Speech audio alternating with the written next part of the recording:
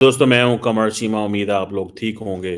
दोस्तों आपको याद होगा कि पिछले साल सऊदी क्राउन प्रिंस मोहम्मद बिन सलमान जो हैं वो भारत आए और G20 के इजलास के बाद मोहम्मद बिन सलमान को as a state guest receive किया गया और तकरीबन पता चला कि $100 बिलियन की इन्वेस्टमेंट जो है सऊदी अरब और भारत के दरमियान होने वाली है।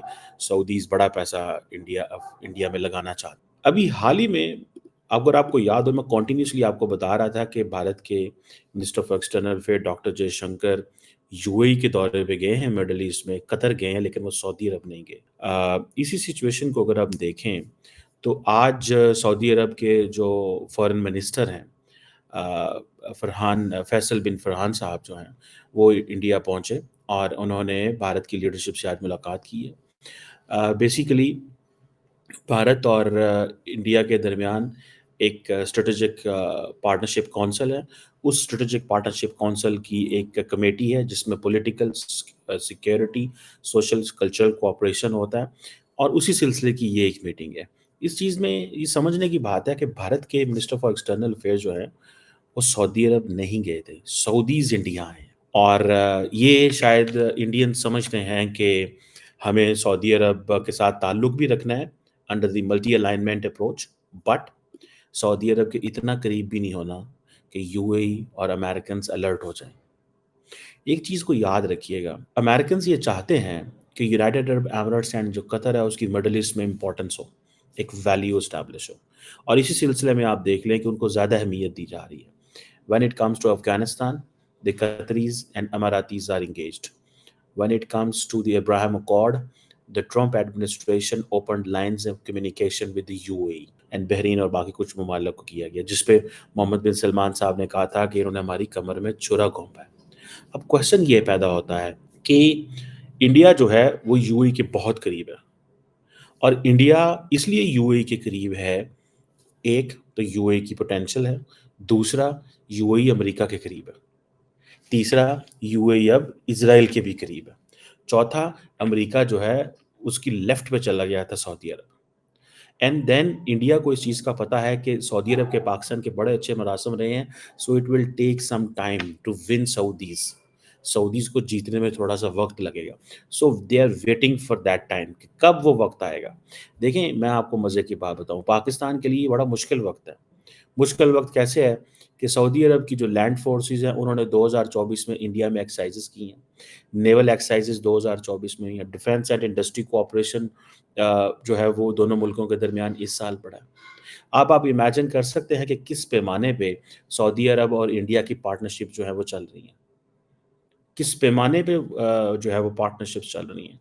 जो सऊदी विजन है 2030, भारत कहता है जी कि विकसित भारत जो है वो हमारा एक, हम जो है वो एक नई पार्टनरशिप खड़ी करना चाहते हैं दोनों मुल्कों के दर। अब जो सऊदीज पहुंच रहे हैं इंडिया, वो सिर्फ और सिर्फ, अगर आपको याद हो कि सऊदीज ने कहा था कि हम $44 बिलियन की इन्वेस्टमेंट करने जा रहे हैं इधर इंडिया के अंदर, $44 billion, and that $44 billion will come from the Saudi Aramco investment.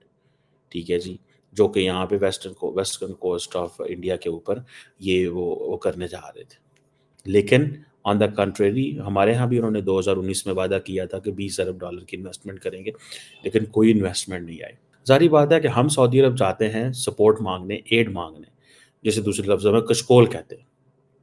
Indians आते हैं एज अ बायलैटरल। आपको पता है 2.6 मिलियन इंडियन सऊदी अरब में है।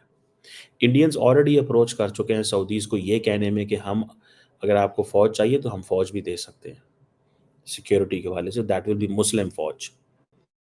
देन अमूमन सऊदी इंडियन जो हैं वो अपना मुस्लिम जो एम्बेसडर होता है उसको लगाते हैं सऊदी अरब के अंदर। ये इंडियंस की एक अप्रोच रही है, not everywhere but in Saudi Arabia particularly. अच्छा, अब क्योंकि इंडिया के अंदर ऑलरेडी कोई 20-25 करोड़ मुसलमान भी तो है ना, तो उनके आना जाना, चीज़ें करनी वो बड़ी आसान रहती है उनके लिए। सो पाकिस्तान के लिए मुश्किल वक्त ये है कि हमने पूरी ज़िंदगी कोशिश की कि हम सऊदी अरब को इंडिया से दूर रखें, लेकिन आज सऊदीज़ ये महसूस करते हैं कि वो इंडिया से दूर नहीं रह सकते।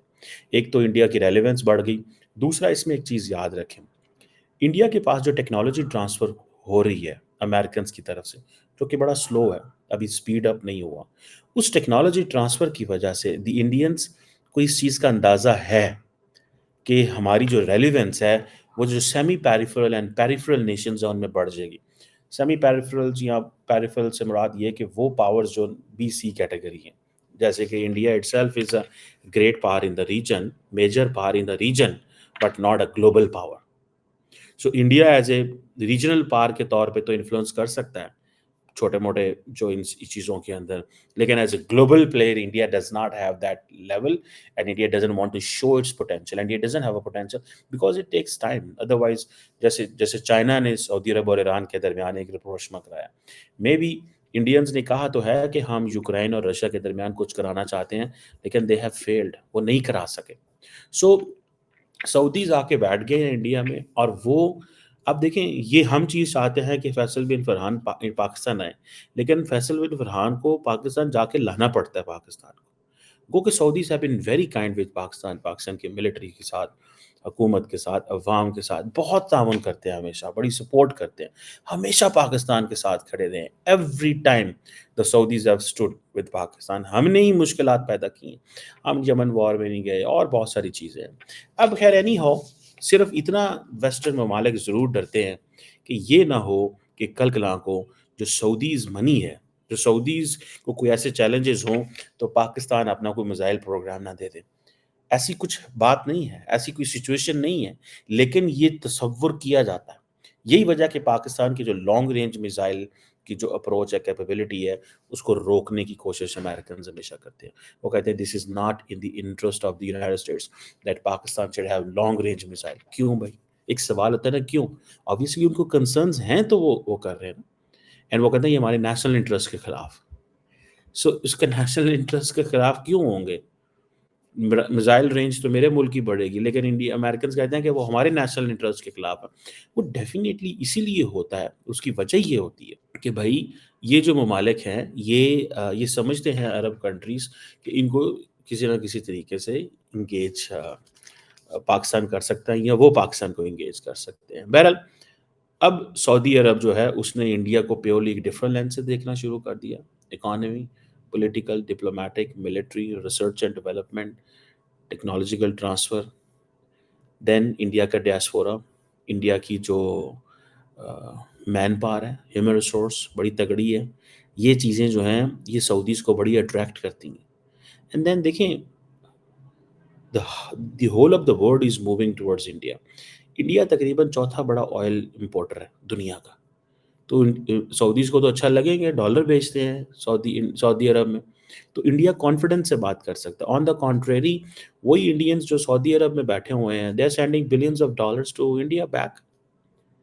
ٹھیک ہے، اور یہی وجہ کہ ڈاکٹر جے شنکر نے کہا ہے کہ شکریہ ادا کیا کہ آپ انڈین کمیونٹی کے ویلفیئر کا بڑا خیال رکھتے ہیں. ٹھیک ہے، سو وہ ساری کی ساری جو انڈین کمیونٹی وہاں پہ بیٹھی ہوئی ہے، دے آر گوئنگ ورکنگ. وہ اپنے لیے کام کر رہے ہیں، ریونیو بھیج رہے ہیں. ٹھیک ہے، اب انڈیا اور سعودی عرب کے لیے یہ ہے کہ یہ بہت ساری جگہوں پہ ملتے ہیں. G20 میں بھی ملتے ہیں، برکس میں بھی ملتے ہیں. India Middle East economic corridor جو انڈیا نے انٹروڈیوس کرایا تھا at the G20 last year. So Indians جو ہیں وہ برکس ہو گیا، G20 ہو گیا، IMEE پہ ہو، جب وہ زیادہ ملتے ہیں تو وہ کوئی نہ کوئی انٹرسٹنگ ڈائلاگ ڈسکشن چلتا رہتا ہے. جیسے کہ ابھی حال ہی میں ان کی رشا کے اندر جو ہے وہ ملاقات، اور پھر مہینے بعد یہاں پہ ہوگی. ایک ہی مہینے میں شاید 2 دفعہ ملاقات ہوگی. تو اس سے اندازہ لگا یہ جو کازان میں ہوئی، یہ اندازہ لگایا جا سکتا ہے کہ پاکستان جو ہے وہ کتنا زیادہ آؤٹ آف دی گیم ہے when it comes to multilateral institutions, multilateral platforms کے اندر. ہم ہیں ہی نہیں، سسٹم کے اندر ہی نہیں ہیں ہم. انڈیا چائنا کے تعلقات بھی اسی لیے ون آف دا ریزنز جو امپروو ہوئے ہیں، ایک تو دونوں سیریس پاورز ہیں، اس لیے امپروو ہوئے ہیں بیکاز دے ڈو انڈرسٹینڈ کہ ہمیں مل کے کام کرنا ہے. اور وہ ملتے جلتے رہتے ہیں، وہ ڈفرینٹ پلیٹ فارمس کا حصہ ہیں، سیریس پلیٹ فارمس کا حصہ ہے. آج پاکستان ڈیفینیٹلی پریشان ہے کہ جو سعودیز ہیں وہ انڈیا جا رہے ہیں. ان کو پتہ ہے سیدھا ضرورت ہی کوئی نہیں ہے. ان کو پتہ ہے کہ ضرورت ہی کوئی نہیں ہے، کیونکہ ہمیں انڈیا سے وہ بزنس، کاروبار، بزنس، ان چیزیں وہ ہیں، وہ جو وہ کرنی ہے وہ مل جاتی ہیں. سو پاکستان تو ہم تاں جائیں اور پوچھیں ان سے اگر تو پاکستان کی لیوریج ہو. سو میرا خیال ہے کہ پولیٹیکل اسٹیبلٹی ہمیں چاہیے. میکرو اکنامک اسٹیبلٹی چاہیے، سیکیورٹی جو ہے، یہ جو دہشت گرد جماعتیں ہیں ان کو ہاتھ ڈالنا بہت ضروری ہے، otherwise it will be all chaotic situation and our friends جو ہیں they will start moving towards those destinations جہاں پہ ہم نے ان کو روک کے رکھا ہے، and India was definitely one of that destination.